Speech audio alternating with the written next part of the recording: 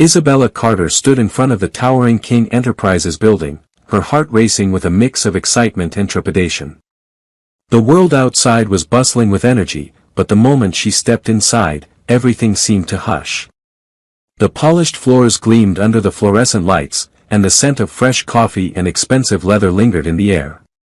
She adjusted the strap of her bag, reminding herself that she was here to do a job, not get lost in the allure of this high-powered world. Today, she would meet Alexander King, the CEO of King Enterprises, a billionaire known for his wealth, power, and, most notably, his silence. Isabella had heard whispers about him, stories that painted him as a cold, calculating man, one who spoke only in rare meetings, his voice a rumor. Some said it was an intentional choice, others claimed it was due to a deep trauma he'd suffered. Whatever the reason, one thing was certain. Alexander King was a man who didn't speak, and in a world where words were currency, that made him all the more mysterious. Isabella took a deep breath as she was led up to the penthouse office, trying to steady the nerves that threatened to take over. She wasn't just another PR consultant hired for a rebrand, this was her opportunity to make a name for herself, to prove she could handle the biggest clients in the business. When the doors to Alexander's office finally opened, Isabella froze. The man standing at the center of the room was exactly as she'd imagined, tall, broad-shouldered, with dark hair that fell just over his brows. His eyes, however, were what caught her attention. They were dark, almost haunted, carrying an intensity that made her stomach tighten. His presence was magnetic, and though he stood motionless, there was an unspoken power radiating from him. She couldn't help but notice the way he observed her, his gaze assessing yet not unkind. The silence between them was suffocating at first, but she had learned to embrace moments like these. She forced a smile, trying to lighten the air between them. "Mr. King, I'm Isabella Carter. It's a pleasure to meet you," she said, extending her hand. He didn't respond with words but nodded slowly, his gaze still fixed on her. With a quick movement, he motioned toward the large desk and a chair across from him. Isabella sat, trying not to let her unease show. He slid a piece of paper toward her, and she watched as his elegant handwriting flowed across the page. "I'm aware of your credentials. I expect nothing less than excellence." Isabella blinked, processing the message. His words, written, not spoken, had a weight to them, more deliberate than any spoken sentence. She gave him a nod of acknowledgement, though it felt more like a surrender. "Of course, Mr. King," she replied. "I'll make sure the rebranding campaign exceeds expectations." He didn't respond, but the faintest twitch of his lips suggested that he was at least somewhat satisfied with her answer. The next hour passed in silence, save for the notes he wrote to her as they discussed business. It was an unorthodox way of working, but Isabella had learned to adapt to whatever was thrown her way. His presence was overpowering, but she focused on the task at hand. As the meeting drew to a close, Alexander pushed another note toward her, the paper sliding across the desk toward her with almost mechanical precision. "We'll be working closely together from here on out. Expect more one-on-one meetings." She nodded, understanding the implicit message. This wasn't just about the campaign, she was now under his watchful eye. Isabella stood on the balcony of her apartment, gazing out at the city skyline. The meeting had gone better than expected, but something lingered in her mind, the intensity of Alexander King. He was more than just a silent man, he was a puzzle, one she was both intrigued and intimidated by. There was something behind his eyes, something that made her want to understand him.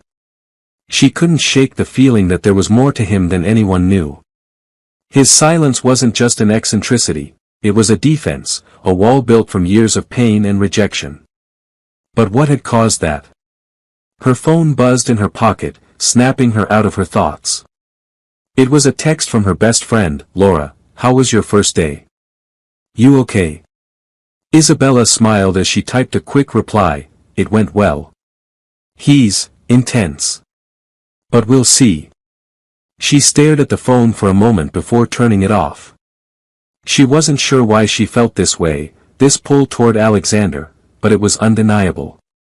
She hadn't even been in his presence for more than a few hours, and already, he had unsettled her. The following day, Isabella arrived at the office early. She had already prepared the initial pitch for the rebranding strategy and was ready to present it to Alexander. As she stepped off the elevator, she was greeted by his assistant, who led her to the same conference room she'd met him in the day before. When she entered the room, Alexander was already there, standing by the window, his back to her. The silence between them was deafening, but today, it felt less suffocating. Isabella cleared her throat, unsure of how to begin. "Good morning, Mr. King," she said, her voice steady despite the nervous flutter in her chest. He turned slowly, his dark eyes meeting hers. His gaze softened slightly, though it was still intense. Without a word, he gestured for her to begin.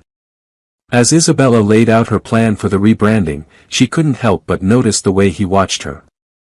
There was no impatience, no dismissiveness, just an unwavering attention that left her feeling exposed in a way she wasn't used to. Every word she spoke seemed to hang in the air between them, and with every note he wrote back to her, she felt herself being pulled deeper into his world. Finally, when she finished, she held her breath, waiting for his response. He didn't immediately write anything. Instead, he stood, walked over to her, and slowly placed a hand on the back of her chair. She froze, surprised by the proximity. After a moment, he pulled back, giving her a brief nod. "Good. We'll move forward with this." Isabella exhaled a breath she hadn't realized she was holding. She nodded in return, trying to steady the rush of emotions inside her. Alexander King was not just a billionaire CEO, he was a man wrapped in mystery and unspoken pain. And for some reason, Isabella knew that she was going to be part of his story, whether she was ready for it or not. The city lights twinkled like distant stars beneath the towering skyscrapers, but inside Alexander King's penthouse, the room felt heavy with silence. Isabella had long since finished her meeting with him, but as she stood at the balcony, watching him from a distance, something had shifted in the air.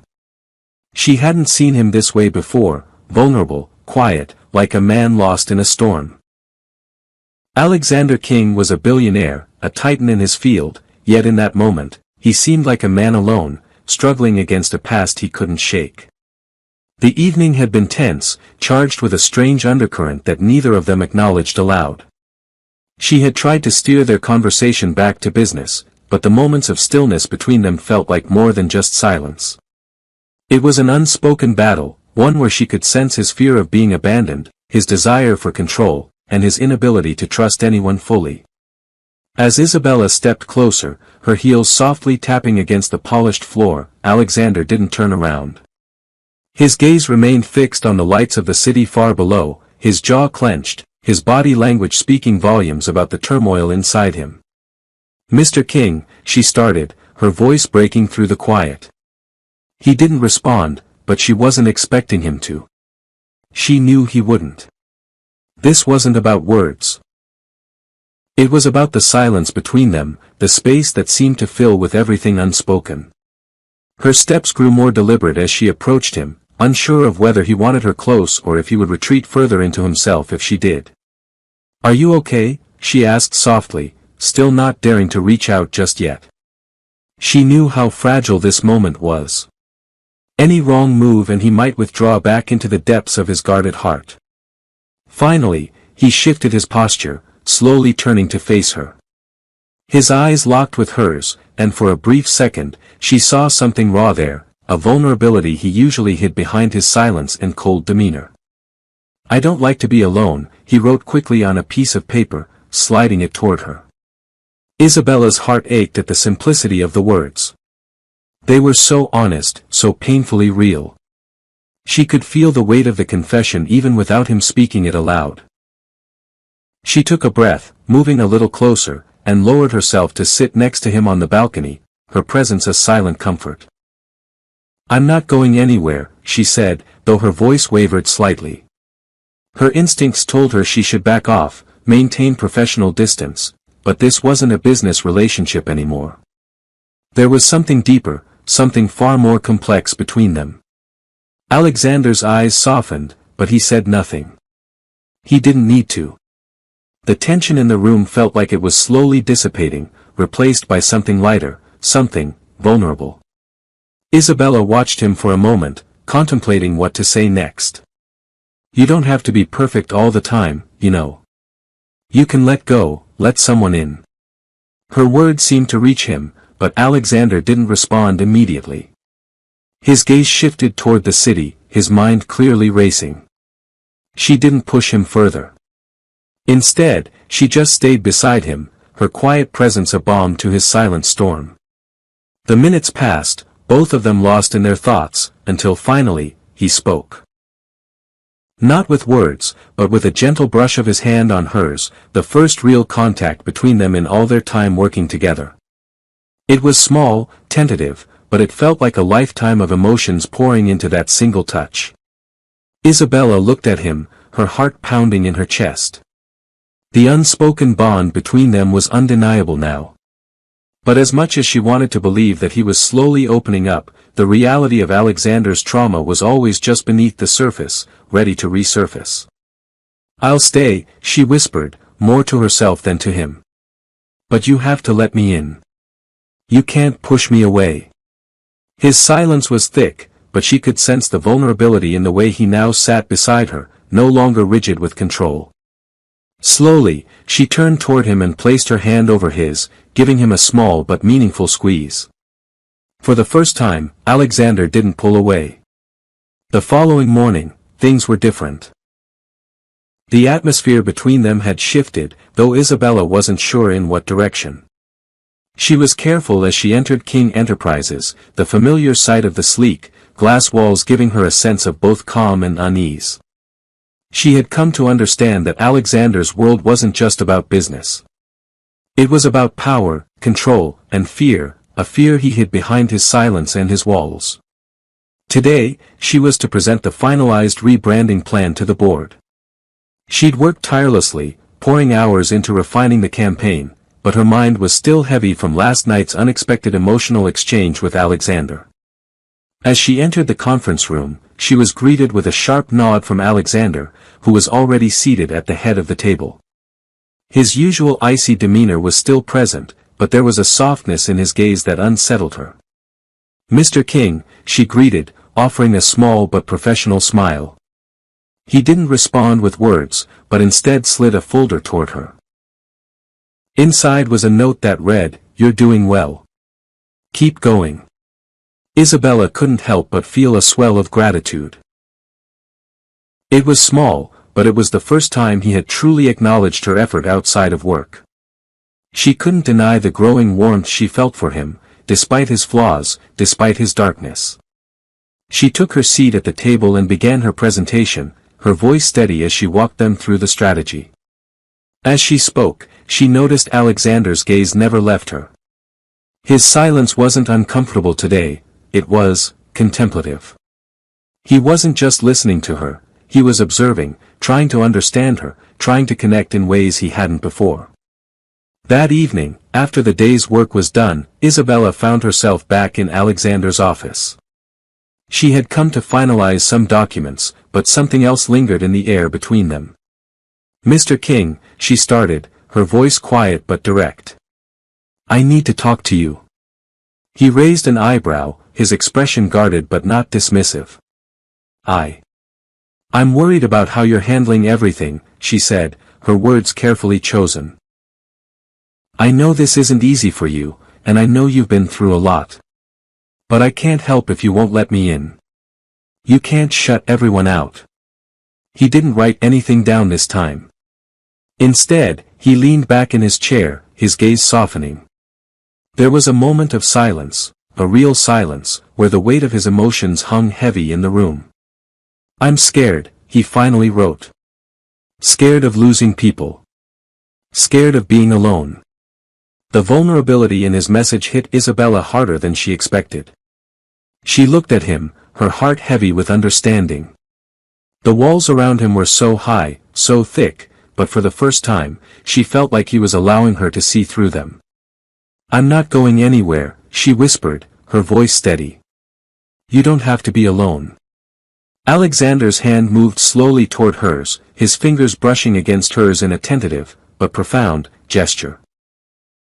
And in that moment, Isabella knew that despite everything, despite all the fear and the trauma he carried, Alexander was beginning to trust her. And that trust would be the key to unlocking the love he desperately needed. The days that followed unfolded in a quiet rhythm. Alexander and Isabella worked together seamlessly. Despite his silence, and sometimes because of it, their connection deepened in ways words couldn't describe. But with every new meeting, every evening spent reviewing plans side by side, Alexander's possessiveness became more obvious. Whenever another man complimented Isabella or even looked at her for longer than necessary, Alexander's stare would darken. He'd position himself between her and any perceived threat, a silent claim she couldn't ignore. Isabella tried to tell herself it was just protectiveness. But deep down, she knew it was something more. He wasn't just afraid someone might take her away, he was terrified she'd choose to leave him. One Friday evening, just as Isabella was packing up to leave, Alexander's assistant appeared at her office door. "Miss Carter, Mr. King requests your presence at his estate tonight," she said politely. Isabella blinked. "Tonight? For business?" "No, ma'am. A personal dinner." "Personal?" Isabella hesitated only for a moment. "I'll be there." When she arrived at the King estate, a sprawling, modern mansion on the outskirts of the city, her breath caught in her throat. She had seen luxury before. She had worked for high-net-worth clients. But Alexander's home wasn't just luxurious. It was cold. Vast. Silent. Like him. She was led through vast halls to a private dining room where Alexander stood waiting, dressed in an impeccably tailored black suit. The table was set for two. Candles flickered softly, casting golden light across the sleek marble floor. Isabella's heartbeat quickened. This wasn't a business meeting. "Mr. King," she greeted softly. Alexander shook his head. He motioned for her to sit. She obeyed. The dinner passed mostly in silence. He gestured for dishes to be brought out, and though his expression remained unreadable, Isabella could sense the tension building. Finally, as dessert was cleared, Alexander slid a small, leather-bound notebook toward her. On the front page, his elegant handwriting read, "I have no words to say what you mean to me. But I will not risk losing you. Will you marry me?" Her breath left her body. She looked up. Alexander's gaze was steady, almost defiant. But beneath that mask of confidence, she saw the truth. Fear. Fear of rejection. Fear of abandonment. Fear that history would repeat itself, that she would walk away like his mother had once done to his father. "Alexander," she whispered. He rose, walking to her side. In his hand, a ring. A simple, beautiful diamond set in a silver band. It wasn't the ring that made tears sting her eyes. It was the man before her, the man whose silence spoke volumes. Isabella stood, her hands trembling slightly. She thought of all the reasons to say no. His possessiveness. His need for control. The emotional weight of loving a man so deeply wounded. But she also thought of his loyalty. His honesty. His vulnerability, the trust he had placed in her when he could have hidden behind walls forever. Slowly, she extended her hand. Yes. The relief in his eyes was immediate. He slid the ring onto her finger with careful precision, his hands shaking. Then he did something unexpected. He drew her close. His arms wrapped around her, holding her like she was the only anchor keeping him grounded. In his embrace, Isabella felt the promise he couldn't speak aloud, "I will never let you go." Later that evening, they stood together on the balcony, looking out over the glittering city. Alexander held Isabella close, his hand resting protectively on her waist. No more gestures. No more written words. Just quiet understanding between them. "You're not alone anymore," she whispered. His arms tightened around her. And though he didn't speak, his heart finally felt heard. The weeks after the proposal unfolded in a quiet, almost surreal blur. Isabella moved into Alexander's mansion. It was vast and cold at first, but with every passing day, her presence seemed to soften its edges. The staff smiled more.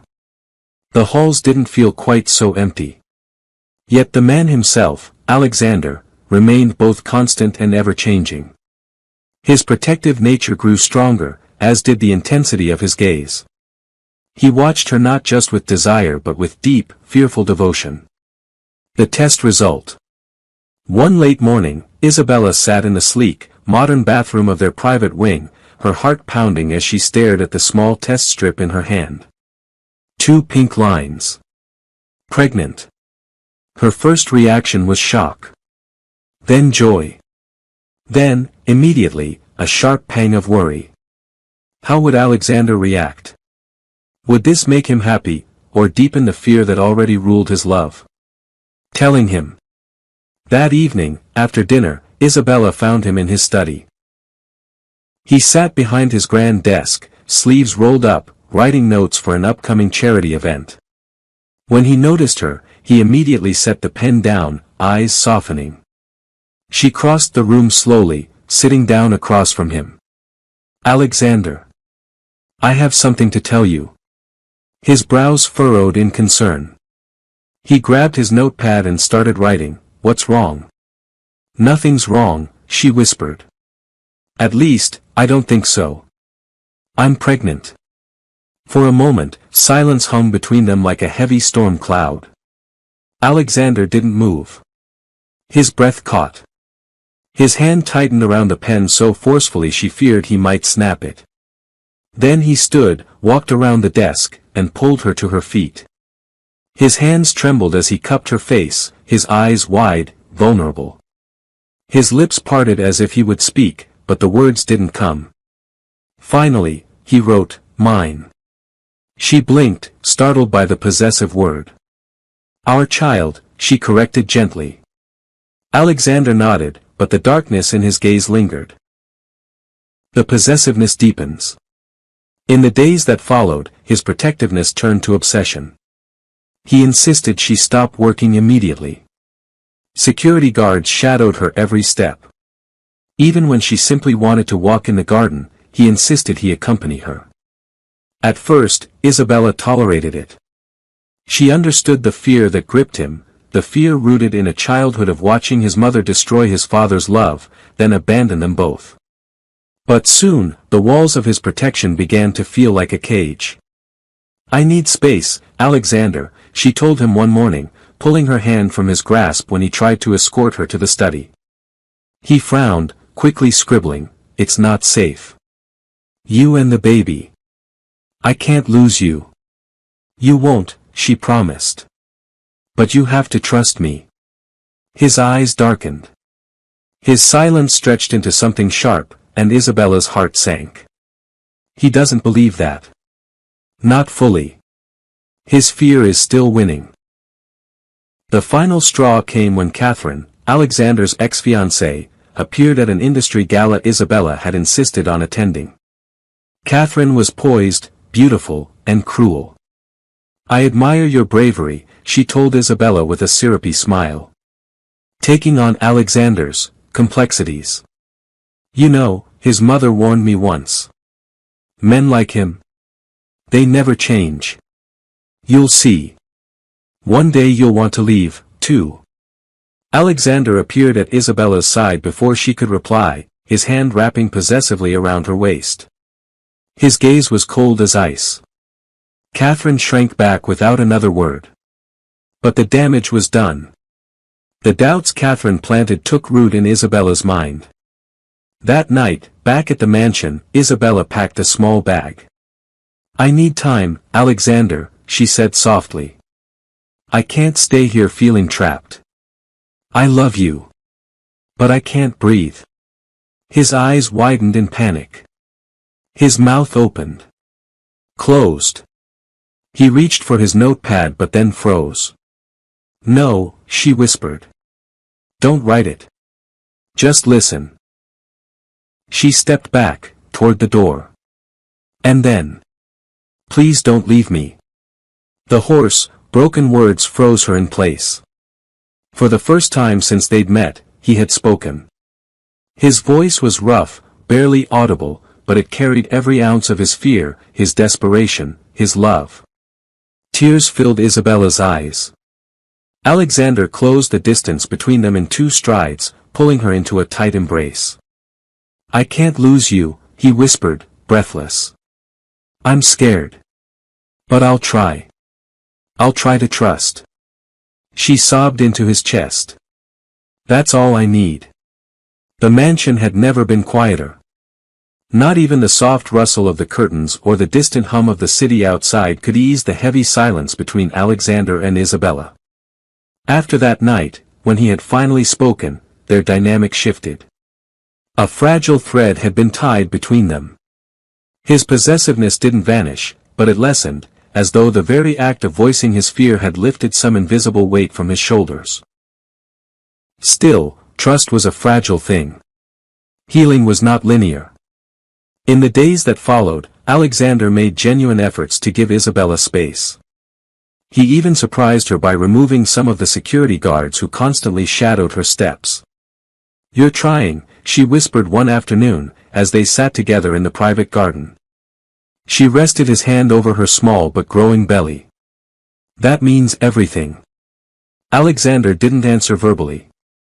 He often still struggled to speak, as if the years of silence had formed a habit too deeply ingrained to easily break.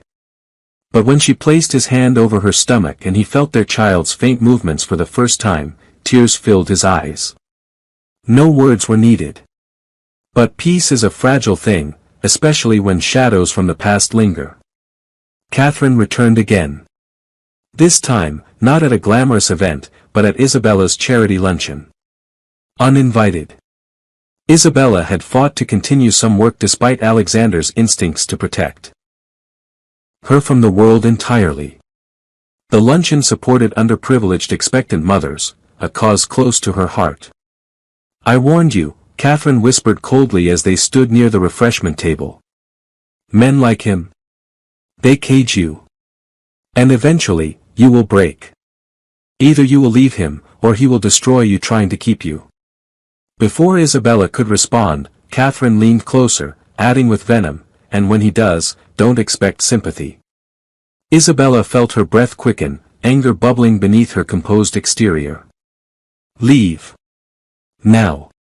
But Catherine had already spotted the arriving Alexander.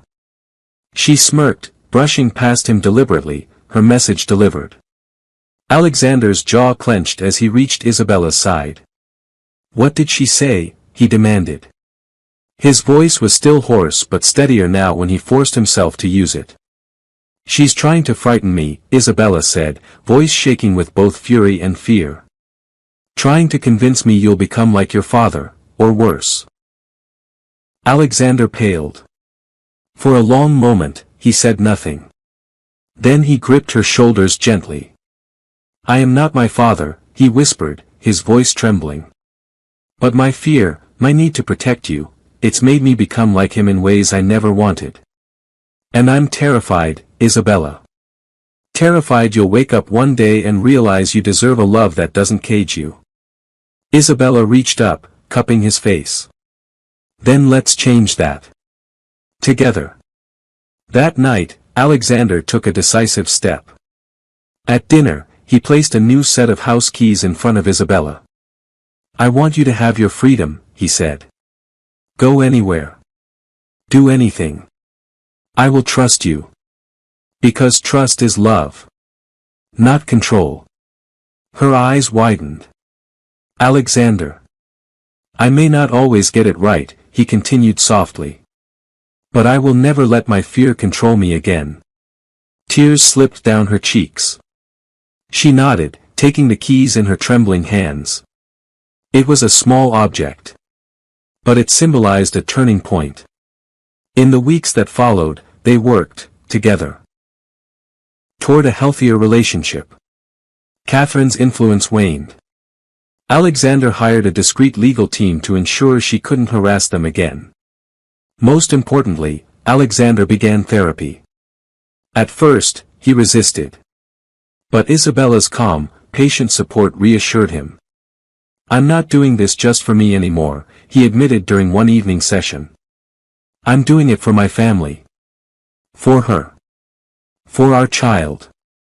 And slowly, painfully, he began to unlearn the fears and trauma that had shaped his life. Alexander kept his promise. He began attending therapy sessions twice a week. The first few were difficult. Painful. His therapist encouraged him to confront his past, the neglect of his mother, the desperate craving for love that had shaped his fears and possessiveness. "I always thought," Alexander had written at their first session, "if I could control everything, I would never be abandoned again." Speaking those words aloud, eventually, was like ripping a scab from an old, festering wound. But Isabella sat beside him, her hand in his. Every step of the way. One morning, as sunlight streamed into the kitchen, Isabella reached for her tea only to find Alexander already standing there, handing her a fresh cup. "I'm learning," he said softly, the sound still unfamiliar but precious. "That love isn't control. It's choice. And every day, you choose me." Tears filled her eyes. She squeezed his hand gently. "And I always will." The biggest test came when Alexander's mother, Mrs. Majub King, requested a meeting. Isabella's stomach twisted at the thought. But Alexander surprised her. "I need this," he told her. "To let go." They met at a quiet, upscale restaurant. Mrs. King, regal and cold as ever, greeted them with a distant nod. "I see you finally learned to speak again." "I didn't lose my voice," Alexander corrected firmly. "I took it back." Mrs. King's lips thinned. "And what do you want from me? Approval?" "No," he said. "I want you to know that your neglect no longer defines me. I am not broken. I am not my father. I am free." Mrs. King's icy mask didn't crack. But as she rose to leave, there was a glimmer, just a glimmer, of something softer in her gaze. It didn't matter. Alexander had found the closure he needed. He would no longer carry her emotional burden.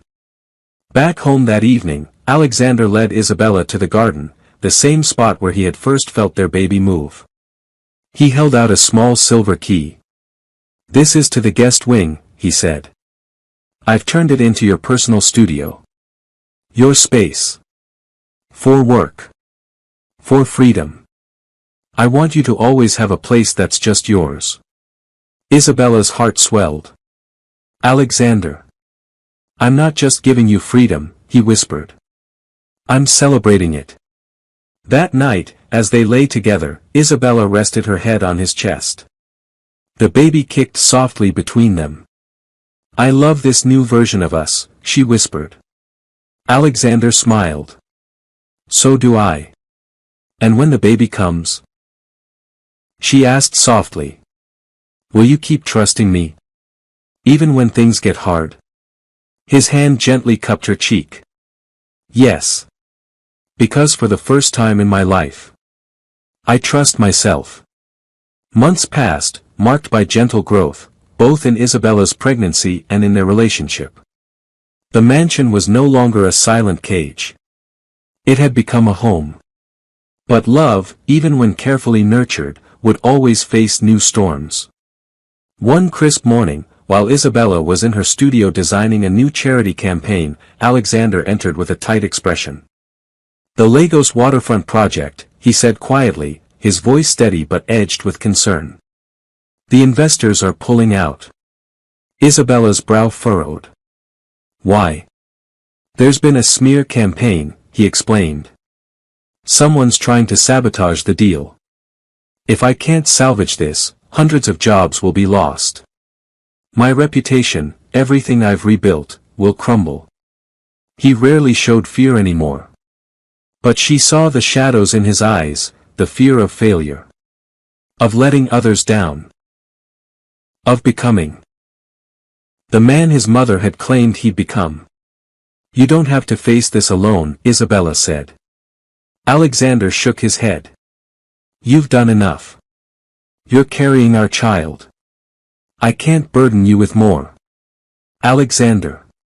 She stood, placing a hand over his heart. "We're partners. Let me help." Despite his instincts, Alexander allowed her to assist.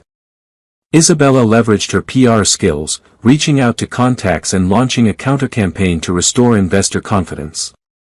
For the first time, Alexander stepped back and watched her take the lead. But as they made progress, an anonymous email arrived late one evening. "Your wife is the weakness that will ruin you.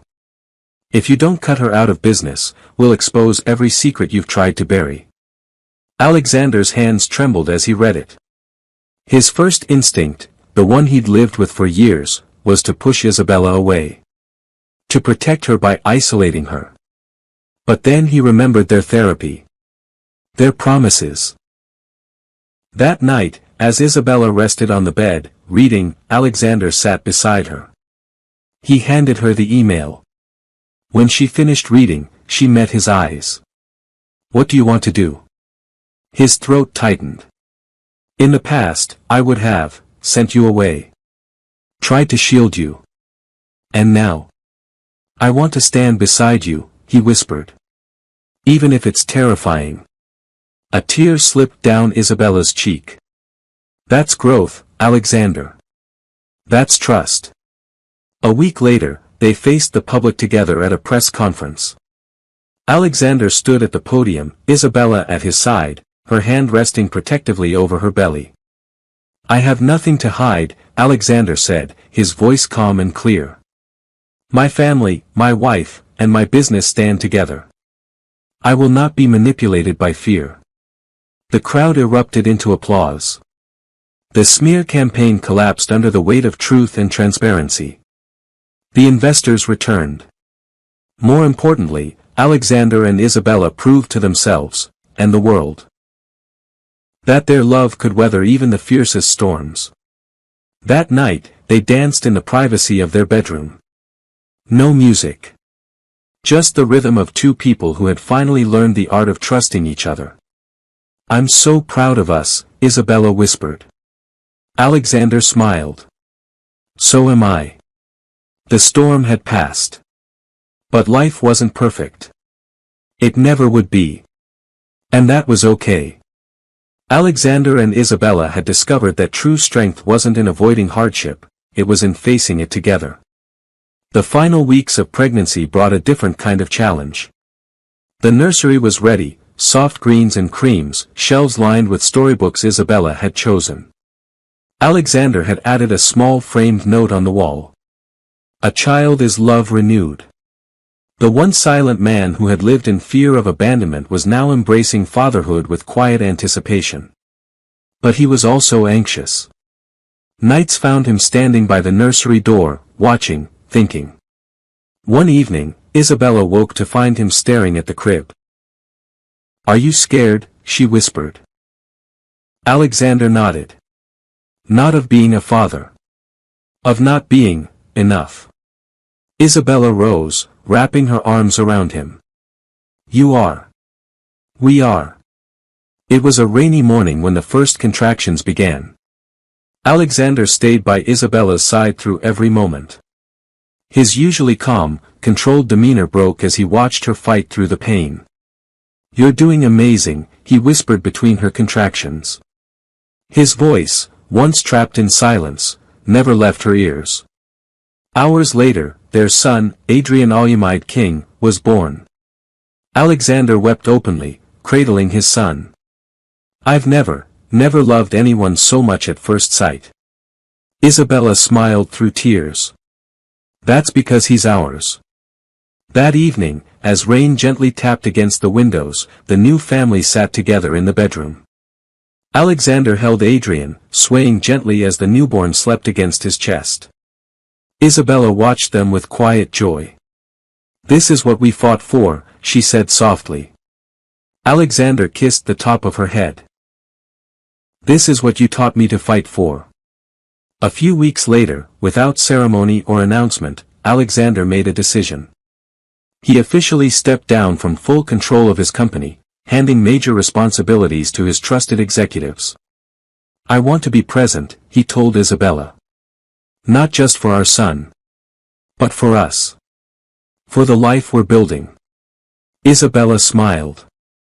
"That's the bravest choice you've ever made."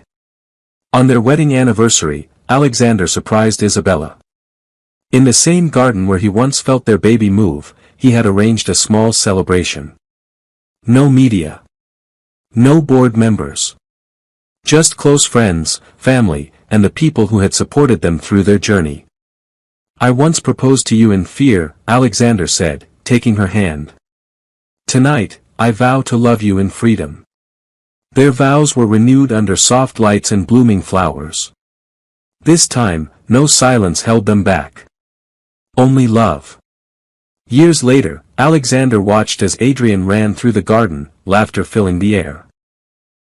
Isabella joined him on the bench. "Can you believe how far we've come?" she asked. Alexander nodded. "Sometimes, I think the silence was preparing me. Teaching me to listen. To you. To Adrian. To myself." He pulled Isabella close. "Our story began in silence. But it will always speak of trust, healing, and love." Thanks for watching. Please subscribe, like, share and drop a comment till the next story.